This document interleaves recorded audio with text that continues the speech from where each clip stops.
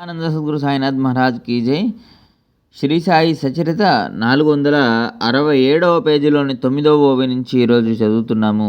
ఇది ప్రతిరోజు జరిగే కార్యక్రమం. అయితే ఆ విభూతి యొక్క లక్షణం ఏమిటి? నిత్యము మసీదులో అవిరామంగా దుని ఎందుకు?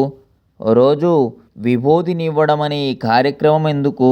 బాబా ఉద్దేశం ఏమిటి?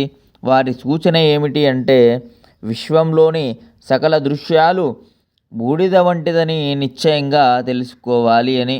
ఈ శరీరం కూడా పంచభూతాల కాష్టం. భోగాలను అనుభవించడానికి మిగిలి ఉంటుంది. భోగాలు ముగిసిపోగానే నిశ్చేష్టగా పడిపోయి ఇది వట్టి బూడిద అని స్పష్టమవుతుంది. మీది నాది కూడా ఇదే స్థితి. ఇది మీ స్మృతిలో ఉండాలని అహర్నిశలు నాకు కూడా ఇది తెలిసి ఉండాలని విభూతిని ఇస్తాను. అఖిల విశ్వం మాయ యొక్క ప్రదర్శనం. బ్రహ్మ మాత్రమే సత్యం, బ్రహ్మాండం అసత్యం. ఈ నిజానికి విభూతి గుర్తు. దీనిని బాగా తెలుసుకోవాలి. ఇక్కడ ఎవరికి ఎవరు లేరు. భార్య బిడ్డలు, మామ అల్లుడు అని ఎవరూ లేరు. నగ్నంగా వచ్చాం, నగ్నంగానే వెళ్ళిపోతాం. దీనిని విభూతి గుర్తుకు తెస్తుంది. ఈ విభూతిని అద్దుకుంటే ఆది వ్యాధి బాధలు తొలగిపోతాయి. కానీ ఈ విభూతి యొక్క నిగూఢమైన తత్వార్థం వివేకంతో కూడిన పూర్ణ వైరాగ్యం. ఇవ్వగలిగినంత దక్షిణను ఇచ్చి ప్రాపంచిక వ్యవహారాల యందు వైరాగ్యాన్ని సాధించిన తర్వాత మెల్లమెల్లగా నివృత్తి యొక్క వైరాగ్య లక్షణాలు మనకు అర్థమవుతాయి.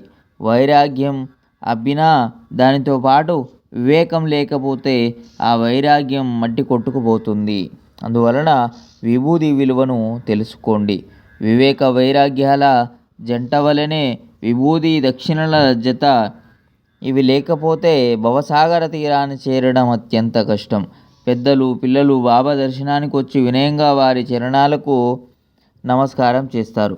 వారు తిరిగి వెళ్ళిపోయేటప్పుడు బాబా వారికి విభూతిని ఇస్తారు. నిత్యం మసీదులో దుని అహర్నిశలు అక్షయంగా ప్రదీప్తంగా మండుతుంది.